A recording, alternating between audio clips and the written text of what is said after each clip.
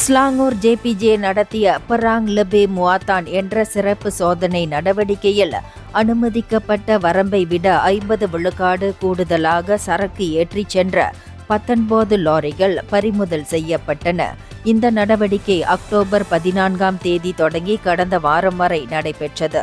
அதிக எடையுடன் செல்லும் லாரிகள் நாட்டில் சாலை விபத்துகளுக்கு முக்கிய காரணங்களில் ஒன்றாக நீண்ட காலமாக அடையாளம் காணப்பட்டுள்ளன.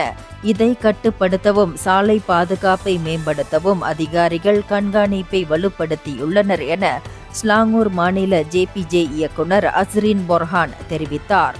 நடவடிக்கை காலத்தில் மாநிலம் முழுவதும் 29,089 வாகனங்கள் பரிசோதிக்கப்பட்டன.